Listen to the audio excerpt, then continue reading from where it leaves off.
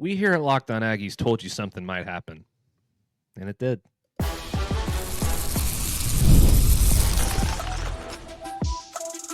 You are Locked On Aggies, your daily podcast on the Texas A&M Aggies, part of the Locked On Podcast Network, your team every day.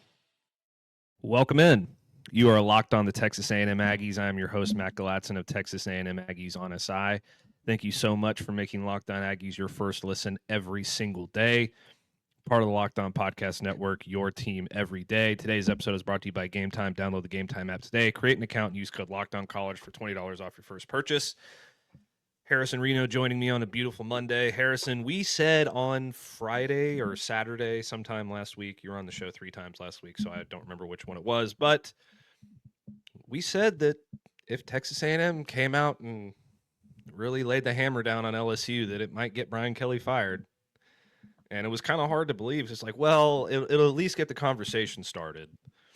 And then when he goes out the next week and gets his, LSU gets their brains beaten in by Alabama, that'll really be the nail in the coffin. Well,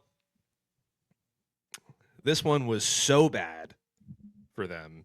A&M kicked their ass so much up and down the field, especially in the second half. LSU just really didn't even have a choice. The student section was chanting "Fire Brian Kelly." He seemed to accept his fate after the game, saying everything was warranted. And here we are, October 27th, and LSU, Penn State, Florida, they're all open. And Brian Kelly's looking for a new job, and it's because Texas A&M just beat them that bad, Harrison. Yeah, I think it was maybe the Wednesday show that we did. That was the discussion, or maybe it was the Friday, maybe it was the Saturday show. Either way, I do remember having that conversation. I remember talking about the Alabama, like, hey, if it's not this week, it's going to be next week, in terms of Alabama is going to be the one that puts the nail in the coffin. And shoot, A&M put the nail and then dug the nail into the coffin and then buried the coffin 6 feet deep. And now Brian Kelly's looking elsewhere. Joe Sloan, the offensive coordinator, is looking elsewhere.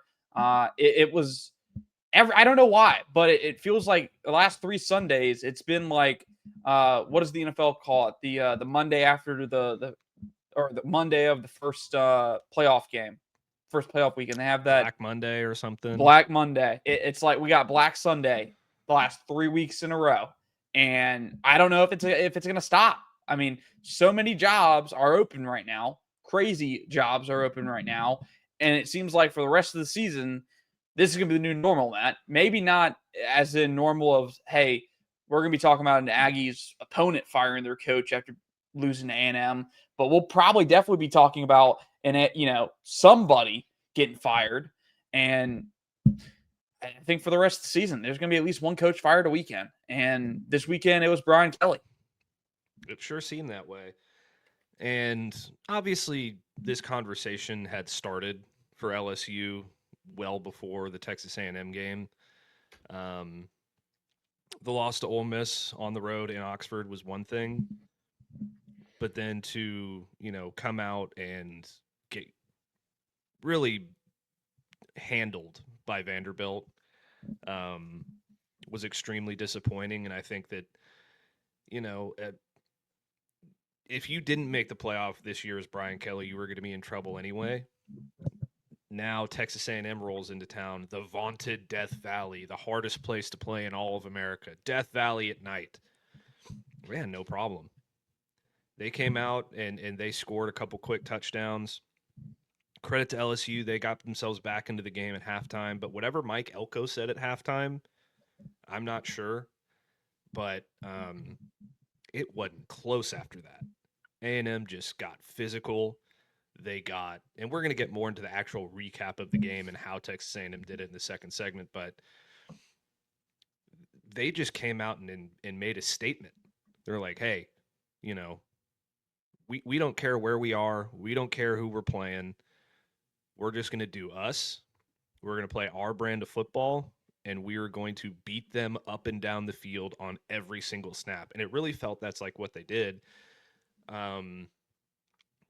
LSU was also really out of character defensively, I felt like. Like Harold Perkins looked lost a lot of that game. A&M got incredible push up front.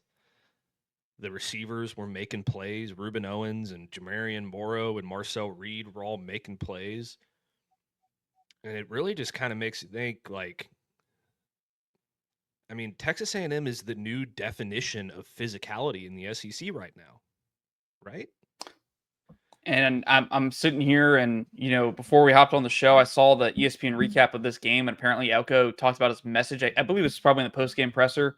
Said in I quote, talking about what he said: "You are the better team, and if you don't play better football, you're going to let one slip away." And that message hit home. I'm sure he said that in a much more fiery, colorful language way. Which, by the way, if anyone does have the audio and would like to leak it, we would greatly appreciate it. But I mean, yeah, they're handling pretty much everybody they play, and it's been like this the last few weeks. I mean, Matt, I don't know what their actual record is versus the spread, but I just know every time I've picked them, minus the spread, it's hit. A&M has covered these spreads all year long, and good teams win, great teams cover, and by God, they continue to cover. I think there's maybe 2 or 3 times this season they haven't covered. Obviously, this weekend they covered by quite a bit. But yeah, I do think they are setting the standard in terms of physicality. I mean, they're winning each and every week. We talk about it. They're winning in multiple ways. They can beat you in a shootout. They showed that versus Notre Dame. They showed that versus Arkansas. But they can beat you in a grind it out, slow it down, we're going to run the football type game, like the one they played at Auburn. A game that's really not pretty. A game where you only have 26 total points scored, and A&M's the one with 16.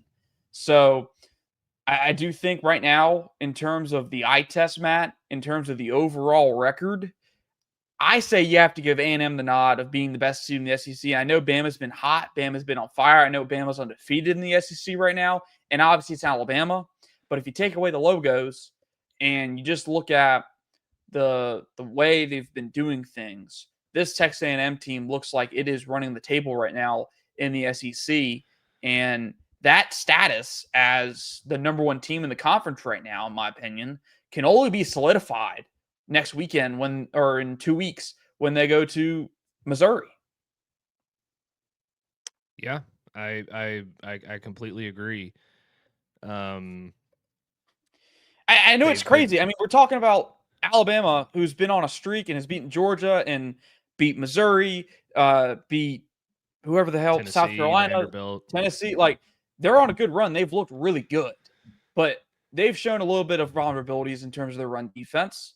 I don't know a vulnerability for the Texas A&M team. I haven't really seen a major one. Like, A&M is one of the more complete teams right now in terms of there is no glaring hole. Obviously, run defense, maybe you can say, hey, that's still something that concerns you, but you've still found ways to win when you're playing really good running backs. Like, you played a really good running back in Notre Dame. You played 2 of them at Notre Dame, and you still won that football game. So I look at it, I watch these games, and I really don't see a glaring weakness on this team. And it goes back to the conversation we've had before. It does feel like this team is really legit in terms of long-term for this season. Yeah.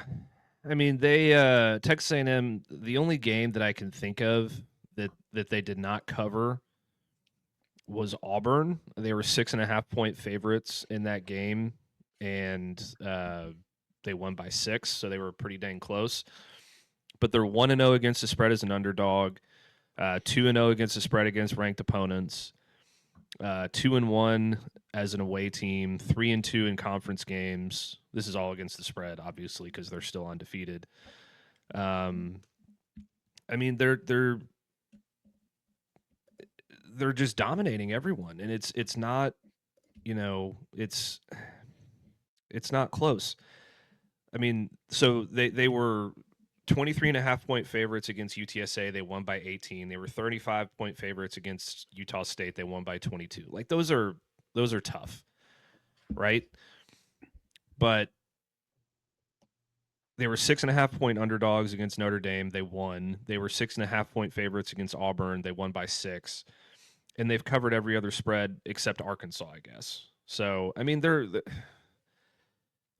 look, every time that we've picked against them in terms of this might be a trap game, they just beat the crap out of whoever they play. So maybe we should just pick against them every single week and they'll go undefeated and win every game by 30 points, because that seems like what's happening. And Brian Kelly got the short end of the stick on this one with the Aggies getting him fired. And the way that they did it was humiliating and impressive. It just kind of proves that they're the best team in the SEC right now. And like, as good as Alabama's been, I don't think you can give it to anybody else other than Texas A&M right now. And in terms of how they won the game and what they did to embarrass LSU and get Brian Kelly fired, we're going to talk about that next year on Locked On Aggies. College football is back, and I couldn't be more excited. The tailgates, the rivalries, the energy in the stands, there's just nothing like it. But let's be real. Actually getting tickets can feel like more of a battle than the game itself. Endless queues, hidden fees, prices jumping at checkout. That's why I use Game Time, the app that gives the advantage back to the fans. It's the easiest way to score last-minute tickets at the best prices with no surprise fees. What you see is what you pay. I pulled up Game Time, and in just a couple taps, I saw amazing deals. I'm talking about your favorite college football games for as low as $25. So take the guesswork out of buying college football tickets with Game Time. Download the Game Time app, create an account, and use code LOCKEDONCollege for $20 off your first purchase. Terms apply. Again, that's promo code LOCKEDONCOLLEGE for $20 off. Swipe, tap, ticket, go. Download the Game Time app today.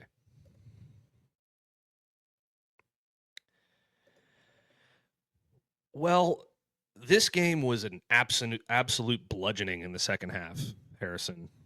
I haven't seen an LSU team get manhandled like that physically in quite some time. I mean, I think you'd have to go back to like the end of the Les Miles era, maybe. Like, I don't know. I'm not an LSU guy, so I can't say that I watch them every single week. But since I've been a college football watcher, an SEC watcher, it has seemed like the physicality in the SEC there's been a standard set by Alabama, LSU, and Georgia for the most part. Texas coming into the SEC, they've been very physical. But those three teams, Alabama, LSU, and Georgia, have really been the ones that have set the standard for physicality in this league. And Texas A&M came out and just beat them to death. And credit Tommy Moffitt, the guy that Brian Kelly fired, by the way, from LSU, one of the best strength and conditioning coaches in the entire country. Credit him for getting these guys, into that shape and into that mode and turning them into such a physically dominant force. I think it was Marcel Reed, one of the players, I'm pretty sure it was Marcel Reed, said that they put Brian Kelly's face on practice dummies this week to for a little extra motivation at the behest of Tommy Moffitt, who was obviously very passionate about winning this football game. So it should be no surprise, really. When your strength and conditioning coach is passionate about something, typically the team gets pretty passionate about it because that's typically the coach that they're closest to on the staff. It's who they spend the most time with and all that. But let's break it down, Harrison. I mean, you start up front. The Texas A&M offensive line manhandled that LSU front. 224 yards on the ground. I think that's one of their highest totals in the conference play this year that I can remember off the top of my head. And I mean, it's what you expected coming into the season, Matt, when you brought these guys back. When you have 6 starters that are capable of starting elsewhere, essentially 6 starting caliber players that are all capable of starting elsewhere, you expected Texas A&M to be able to come in here and its offensive line be the dominant force on this unit. And they've looked the part all year long. They haven't shown very many weaknesses. They've been able to run the ball when they've needed to. They've been able to protect the passer just because anybody. And it showed in this game. I think that was the one thing we were talking about with LSU defensively coming into the week was, hey, their front seven is talented. They've found ways to be productive, whether it's stopping the run or getting after the passer. And it really showed no problems in that. You didn't give up a single sack in this football game. You only had 2 tackles for a loss allowed. Only 2. That was it. And I get it. Whit Weeks was not a part of the game for LSU, but I mean, still, to only surrender 2 tackles for loss is impressive. I think one of those tackles for loss, sorry to interrupt, was on a bad snap. Like the snap went wide of Marcel Reed. So like really the LSU offensive line defensive line had nothing to do with that. It was just an errant snap. Yeah. And I mean, look, we talked about, I think it was Wednesday or Saturday, one of the 2 shows, whenever we were talking about keys, and this kind of moves to the next point of, we talked about, hey, how does A&M lose this game? And I said, we talked about, hey, Marcel Reed probably has to have a bad game. Like Marcel Reed has to make some mistakes, some costly mistakes. And he did. He had 2 interceptions, which when we talk about turnovers, that's the one thing that can end up being the difference, especially in a road environment like this. You give a team life on the road in their home environment with a raucous crowd in a place like Death Valley, those turnovers can be the very thing that turns a decisive win into one that's a little bit too close for comfort. And Marcel Reed wasn't great as a passer, just 12 of 21, 202 yards. He had 2 scores and 2 interceptions. What really made the difference, Matt, was obviously his legs.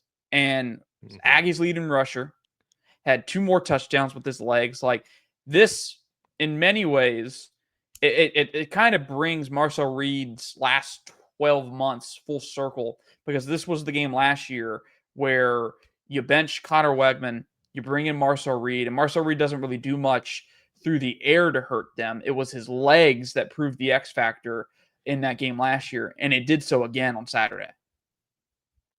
Yeah. Aggies had 224 yards rushing and 4 touchdowns on the ground. 108 of those were from Marcel Reed, and 2 touchdowns were from Marcel Reed. He had a 41-yarder to his name. But even when he was throwing the football, it felt like almost every play was an explosive. The Aggies averaged 16.8 yards per catch, 3 for 45 for Concepcion. Ashton Bethel-Roman had a 47-yarder. Mario Craver had 4 for 42. Theo Melanostrom had 2 for 32. Jamarian Morrow had 1 for 24. So it's like, even in the passing game, things were explosive. Marcel Reed was hitting his guys when he needed to. The 2 picks were obviously unfortunate, but didn't end up playing a factor in the game. Texas A&M outscored LSU 35-7 in the second half. And part of that also is you got to thank the defense a little bit here too, because they came out and had 7 sacks and 11 tackles for loss against this LSU offense. Obviously, sack numbers are included in rushing in college football. So Garrett Nussmeier's line for rushing was 6 carries for 44 yards or negative 44 yards. Absolutely wild there. And look, if you're going to win in the SEC, especially on the road at night at Death Valley, the scariest place to play. I mean, it's a scary place to play when the team's good. When the team's not doing so good, they leave early. They're very fair weather over there for the most part. I mean, I heard, I can't remember who I heard say this, so apologies to whoever said it. I'm stealing your credit here. But last week against South Carolina, you had a 1-score lead in an SEC game in the 4th quarter, and your fans were leaving the game. That's the state of mind they were in. So by the time that Texas A&M, got on top in the second half and started running away with it, this crowd was empty. It was the only fans seemingly left in the stadium by the end were wearing maroon and white. And it looked like Aggie fans had taken over that stadium, and that's a testament to the physicality of which they played. They took all of the energy out of that stadium. And if you're going to win in the SEC, that's how you do it. And it kind of the fan base and the showing in that sense for LSU kind of mirrored the state of that administration in that tenure. I mean, everything about Brian Kelly just looked defeated, and he looked defeated coming off the field. He didn't stay on for the fight song at the end. Plenty of players didn't do that. Beelined it for the exits in the tunnel.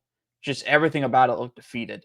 And we talked about, God, it's seemingly every week now, we're talking about the desperate team theory and how desperation, can sometimes breed upsets. And, outside of that second quarter, once this team got down and it was proven that Texas A&M was by far and away the best team, that sense of fight, the scratch and claw wasn't there anymore.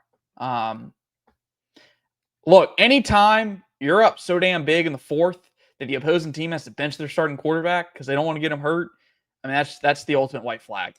The ultimate white flag. And Matt, it's so, we talk about what it takes to win the SEC historically, and we talk about the physicality and the line of scrimmage play. And this A&M team has it. You have 6 starting offensive linemen, caliber offensive linemen. And then on defense, the defensive line, which, Matt, remember, it was not just 6 months ago that the defensive line was a question. Does A&M have the ability to get after the passer? Can A&M stop the run? How does A&M replace Shamar Stewart, Shamar Turner? How do you replace Nick Scorton? What do those guys look like? And now we're saying, hey, this is an A&M unit that sacked the quarterback 7 times on Saturday, had 11 tackles for a loss. You talk about a guy like Cassius Howell, who was more of a role player last year, a guy that had to come off the bench and play behind 2 NFL players. Now he's the lead guy, and he's the star of this defense, or a star of this defense, and he has 2 sacks on Saturday night. Then you go look at the guys that they brought in from the portal. TJ Searcy had a sack and a half. Who else? I mean, another guy that has come on to a bigger role, Riley Kennedy, had a sack. Like, they're doing it together, and it's not just one player. It's a collective group, and it very much reminds me of those Alabama and those Georgia teams that have gone on to win the whole damn thing, because they're built from the line of scrimmage outwards, and A&M's built like that right now. Your offensive line is the strength of that offense, and then you build it out, and you have the really good receivers, the explosive receivers. You have the really explosive running backs. You have the definition of explosivity at quarterback of Marcel Reed. Then on defense, heck, I'm going to go ahead and say you have the explosiveness of your front 7. Torian York, Cassius Howell are amazing athletes. And then you build out from there. I think maybe the weakest part of this A&M defense is maybe its secondary, but that's being covered up, being really negated because you have a really good front 7 that gets after the quarterback. And we haven't really seen them tested much. And that's the mark of a good team, Matt. Like, they have ways to cover up their deficiencies to the point where we're halfway through the season, about to reach the first playoff rankings next weekend or next Tuesday. And I don't know what the biggest weakness of this A&M team is. I don't know what this A&M team looks like when they're trailing by a lot. I don't know how they handle, crazy amounts of adversity. We haven't seen them down by more than, 2 scores? Have we seen them down 2 scores this year? Maybe the Notre Dame game. I know we've seen them trailing, but we have not seen it often. Yeah, it hasn't happened very often. I think you would probably have to go back to Notre Dame. Notre Dame was up 24-14 at one point in that game in the second quarter. And then A&M, obviously outscored them 27 to 16 the rest of the game. So that would be the only time. And speaking of Cassius Howell, by the way, in SEC play, he now has 7 sacks in 4 games. So he has really come to life for them and been a massive factor in what they've been able to do defensively. Speaking of crazy, let's get into the coaching carousel next.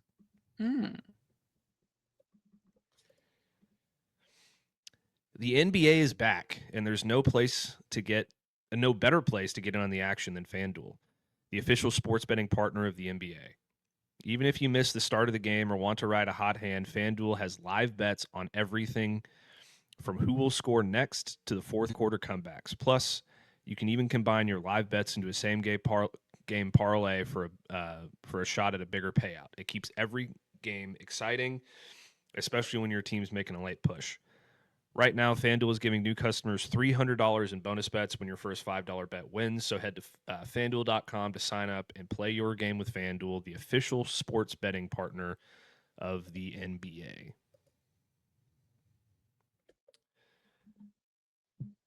Well, since A&M got Brian Kelly fired, there are now 12 FBS jobs that have come open, and we're not even in November yet.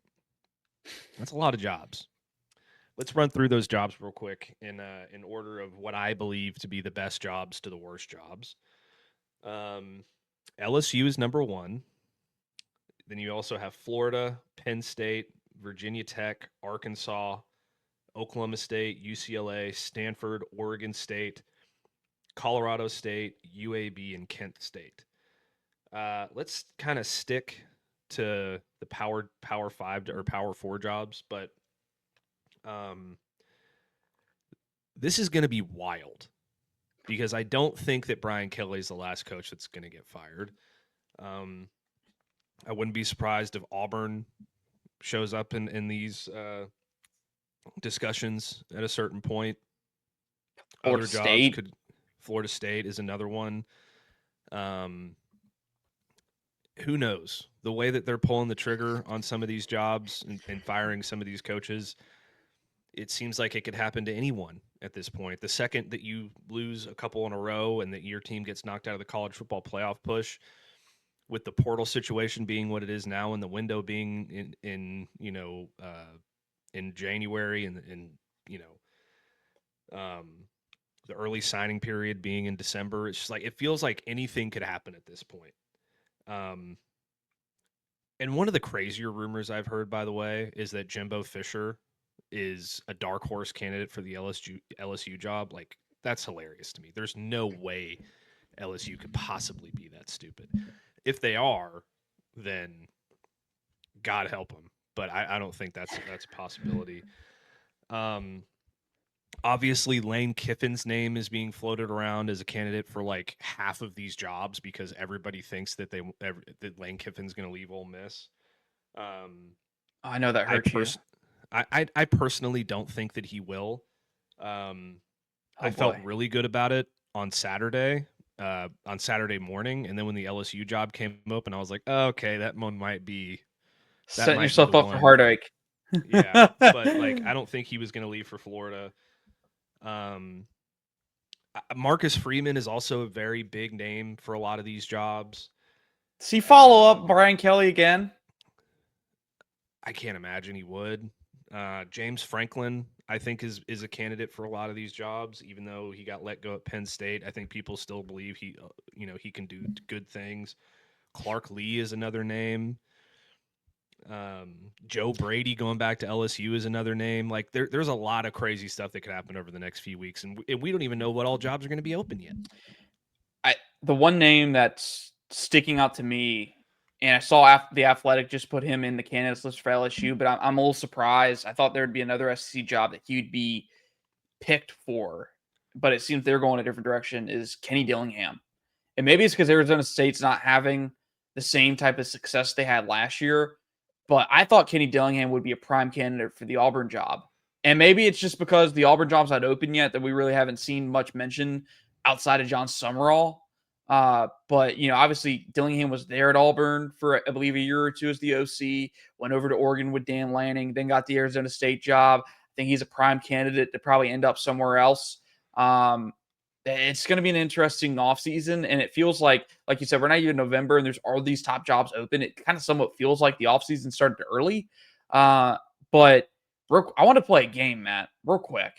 Let's talk about that man, Jimbo Fisher. Take away the top jobs. Where, realistically, of the jobs available, do you see a Jimbo Fisher potentially landing if he were to land a job? I think I have my answer, but I'm curious to see what your answer is and see how close we are. My guess if we take LSU, Florida, Penn State, Arkansas out of it, because I don't think he's going back to the SEC. My guess would be Virginia Tech, just because he's from West Virginia. He knows that area very well. He obviously has roots there. He's coached in that area before. Oklahoma State would be interesting. That's about it. That if he gets a Power 4 job, those are probably the two that I would guess. Yeah, see, I was leaning toward Oklahoma State, but the Virginia Tech mention makes a lot of sense. Now, Yeah. I've seen people talk about, hey, does Beamer want to follow his father and go to Virginia Tech? Do you leave at South Carolina for it? Interesting question. I don't think he does, even though the ACC would be easier to win in. Just with the instability of that conference, that you don't know what the future looks like there, I don't think you make the move. The one name, another name that I'm curious to see how far he pops up, and maybe he becomes a Virginia Tech candidate, just because I don't know if he's necessarily ready to make the jump back into the SEC, is Dan Mullen. Like, I think Dan Mullen and Virginia Tech is a match made in heaven. I mean, heck, maybe even Oklahoma State to a little bit, but I just think Dan Mullen, he's a schemer at heart. He's an offensive guy, brings a little flash. Kind of reminds me of what people used to say about Lane Kiffin before Lane Kiffin made Ole Miss what it is now in terms of perennial 10-win team. Like, hey, you don't need to win 12 games, but if you're going to lose, just make sure that we look good doing it. I could see Dan Mullen at Virginia Tech. Now, I don't know if Virginia Tech would hand him the keys. I know he's done decent at UNLV. I don't know if that's maybe another 2-3 years you want to see that before you make that move. But in terms of grabbing attention, I think that would be a guy like Matt. I could sit here all day and talk about these openings. And we talk about there's probably gonna be some other high profile jobs to come available because of firings. There's probably gonna be some high profile jobs coming available because a coach leaves to take one of these openings. Let's play a game real quick, and then we're gonna end because we're running a little long here. The top 6 jobs are LSU, Florida, Penn State, Arkansas, Virginia Tech, Oklahoma State, in whatever order that you want to go in. Let's each pick a person for each job. Ooh. Real quick. We got about 2 minutes left, so let's do it fast. I'll go first. LSU, I'm going to go with Joe Brady. It's kind of out of left field a little bit, but it is what it is. Florida, I'm going to go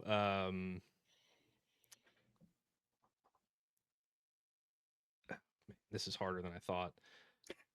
Florida, I'm probably going to go I think it's going to be a group of 5 coach, a group of 6 coach at the end of the day. So I'm just going to go with like Alex Golish, I think, on that one, because I don't think they're going to get the guy that they want. Penn State, I'm going to say Marcus Freeman, because I think that would be a good fit. Arkansas, John Summerall. Virginia Tech, Jimbo Fisher. Oklahoma State, Dan Mullen. All right, LSU. Sorry, I'm going to do it to you. Lane Kiffin, just go ahead and check that box real quick. Florida. This is a curveball. I'm going Eli Drinkwitz at Florida. SEC guy, got Missouri stable. Drinkwitz. Penn State's tough. I think I'm going to go with Matt Rule. I know that's like the popular candidate right now. I almost did Matt Campbell, but I'm going to go Matt Rule there.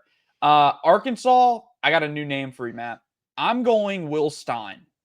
Oregon offensive coordinator. Again, flashy hire. Get a young guy. Virginia Tech, I'll ride with I think Dan Mullen at Virginia Tech, and then Oklahoma State. I'm going to do the inverse, or I think you did Jimbo Fisher at Oklahoma State. I think that makes a lot of sense. I like that. Jimbo Fisher at Oklahoma State. All right. Yeah, well, those are our... Maybe John Gruden. Maybe. All right. Maybe you flip John Gruden and Jimbo Fisher. I don't know which one's more wild. Either one would be absolutely crazy for anybody to consider. But those are our predictions. We'll see what happens over the coming weeks. I'm sure we'll have a lot of coaching carousel stuff to talk about as we go on. Thank you so much for making Locked On Aggies your first listen today. For your second listen, check out Locked On SEC. Chris Gordy breaks down the best conference in college sports, from the rivalries to the championship and every game in between. Find Locked On SEC on YouTube or wherever you listen to your podcast, part of the Locked On Podcast Network. Your team every day. Don't forget to like the video, subscribe to our channel, subscribe to our podcast. Give me a follow on X at Matt Galatzan. Give Harrison a follow on X at Harrison Reno. And we'll see you next time. Lane Kiffin to LSU, man. I just can't do it.